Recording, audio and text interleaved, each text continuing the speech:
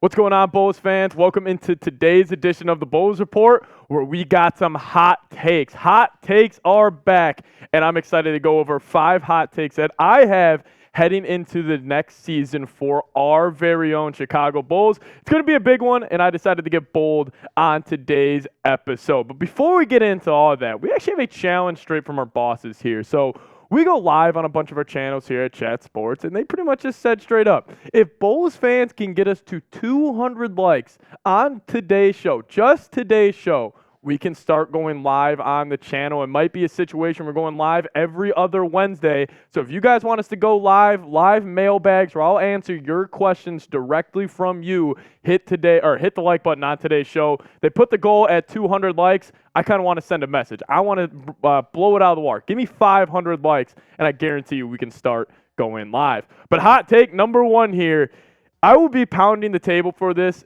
the entire kind of offseason leading up to the season and during the season. I think Patrick Williams finally becomes an all-star this upcoming year. I am a big believer in P-Dub. I've been a believer in him since the Bulls drafted him with the 4th overall pick out of Florida State. And the thing I love about him the most on what he did last year, it's the efficiency.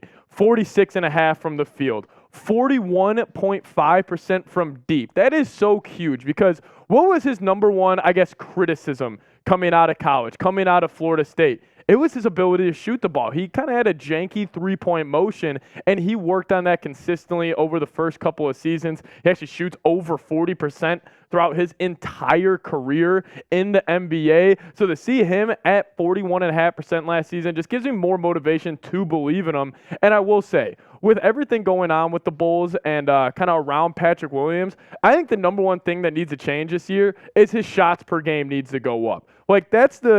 We can talk about skill development. We can talk about all that. But I really just think it comes down to overall usage rates and just getting more shots. And if I had to kind of look at heading in the next season, because last year it was the big 3 show. It was Levine, DeRozan, Vooch. They had majority of them. Then guys with Patrick Williams and Kobe White kind of had to fill in, where they could. If I had to reorder this for next season, I would actually want Patrick Williams to be second on this list. I would still want Levine getting his 18 a night.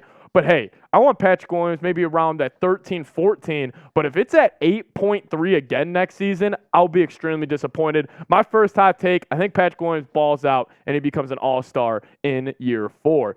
Now we're actually getting really, really hot takey here. It's a hot take video. I have to get creative with this one. But I got the Bulls trading for Pascal Siakam.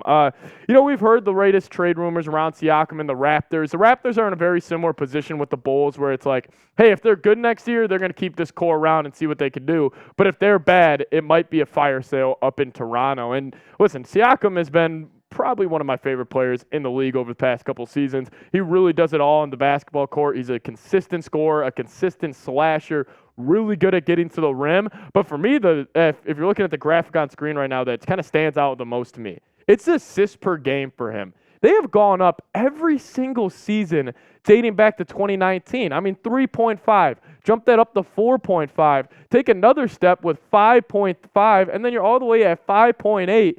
Right there, as I think Siakam has just been a tremendous playmaker, very underrated. But I would say if you would have to go get Patrick or Siakam, you would need to move off Patrick Williams. I don't think there's any situation where you could maybe throw them, Kobe White and multiple firsts. I don't think that gets it done. I think Masai Ujiri, I think he's going to be looking at Patrick Williams as the guy that kind of facilitates this trade. I would probably be against giving up P-Dub for Siakam just because I'm a believer in what he's about. I'm a believer in his development. I think he could take that Kawhi Leonard type of leap to his offensive game, but I'll have to ask you guys. I would be against trading Patrick Williams for Siakam, but what say you? Would give me a T for trade or give me a P for pass down in the comments section. This is going to be the pinned comment on today's video. So YouTube, they're going to throw an ad break your way. Let me know your thoughts. If you would give up Patrick Williams if it meant the Bulls could get Siakam, give me a T for trade or a P for pass. Hot take again, baby. Alex Caruso wins Defensive Player of the Year. This is a hot take I have.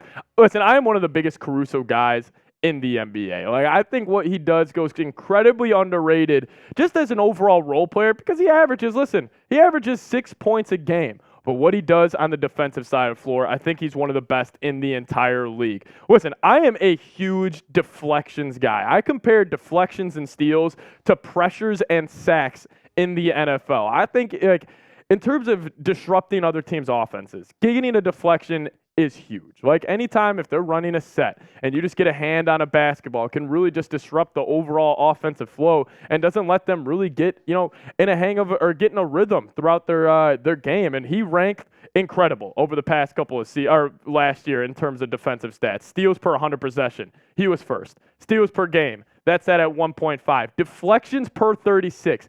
He sat at 5.2 deflections per 36, first in the NBA. Deflections per game, 3.4, and he was tied for fourth. And deflections, listen, obviously helps if you're a longer athlete. Caruso's 6'6", 6'8" wingspan. It's not even like he's like a Mikal Bridges type of build where he's got the super long arms and everything, and he's still doing the deed on the defensive side of the year. So that's 4 for me, is Caruso wins the depot. My fourth one is maybe a little bit of me hoping, and I think this would be kind of a huge step for the Bulls franchise as a whole, is if Levine takes a next step as a leader. Because we know, listen, Levine, tremendous offensive talent, the true definition of a 3-level scorer in the modern-day NBA. What he's able to do from the three-point line, get to his mid-range spot, and also get downhill with just his overall pure athletic ability. He's a great scorer, a great 3-level scorer, and the efficiency for him, it's always there. Always shooting nearly 50% from the deck and always almost shooting 40% from 3. But listen, we know that about Zach Levine. We know he is an unreal offensive talent, but can he take the next steps as a leader and as a defender? Yes, I don't ever think Levine could ever be a number 1 on a team that's contending for NBA championships, but I do really think he could be a really solid 2 option. And I think maybe if it's not him sending a message to the rest of the league, but maybe just to send a message to your teammates where it's like, hey, I am going to be that leader this year. I am going to hold myself accountable on the defensive side of the floor. I think he could just overall kind of create a shockwave down the Bulls roster, and they'll start rallying around him. Because what I love that with the Miami Heat and Jimmy and Bam, those types of players, they get it done defensively also. Yes, they are great offensive talents, but they, just as leaders and defenders, it's not even close to where, Levine would rank with them, even though Levine is a much, much better offensive player than those 2 guys. My last one, again, maybe a little wishful thinking here. Maybe it's just my fandom coming out of me, but I think the Bulls have a chance to be a top 16 in the Eastern Conference. And I honestly think the Bulls have, gotten a little undervalued in the NBA. I think the Bulls are a good team. Just straight up, I think their overall roster, they have a solid unit. You got 2 tremendous scorers still in DeMar, in Zach Levine, and then you also still got a solid big man in Vooch. We obviously all know I have some thoughts on Vooch, but you still got solid dudes. I've liked the pickups of Torrey Craig and Javon Carter, 2 guys that will really help you get better on the margins. But hey, who says Patrick Williams doesn't get better? Who says Ayo Dosunmu doesn't take another step? With obviously more other dudes on the bench. What if Kobe White takes another leap this upcoming season, where then maybe Levine takes that step as a leader that we've been talking about? So overall, I think the Bulls as a whole kind of getting slept on as just an overall 15-man roster. You still got some top-end talent. You got some young guys that can take a next step in the upcoming year. But man, the Eastern Conference is loaded. If the Bulls would have to be the 6th seed, you got to beat out one of these 6 teams: the Heat, the Bucks, the Celtics, the Cavs, the Knicks, or the Sixers. You're just going to have to be better than one of those teams, and I honestly think it's a little unlikely that the Bulls do so. But who says the Cavs don't take a step back next year? Maybe the New York Knicks. I'm a fan of what the Knicks do, but what if they take a step? What if this Embiid drama going on in Philadelphia, what if they end up trading him and the Bulls can become that 6th seed? I think the Bulls have the talent to do it. It's just going to come down to a lot of pieces kind of falling the right way. If I had to call it right now, I think the Bulls would be the 7th seed heading into the play-in tournament next season. Then they'll win it in, and then they'll play a 7-2 matchup. That is my way too early prediction for the Chicago Bulls. But we'll wrap up today's show. A little trivia or a little poll question for you guys today. Will the Bulls make the playoffs next season? Obviously, they missed it last year. Still can't believe they did so. But give me a Y for yes or give me an N for no down in the comments section.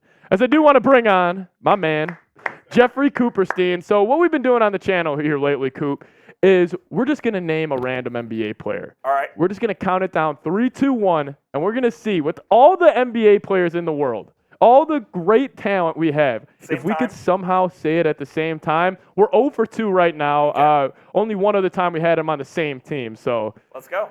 hold on. I gotta think about this. All right. I got mine. You got yours? Yep. All right. You ready? Yep. All right. 3, 2, 1. Max Tyrese Strus. Halliburton. All right. That's Close. good. Eastern Conference. That's still close enough. But hey, comment Tyrese Halliburton or Max Strus down in the comment section down below, and I'll give you guys some love. But thank you guys so much for watching today's show. Make sure you subscribe, lock us in. We're going to be your go-to channel throughout the NBA season. Go Bulls.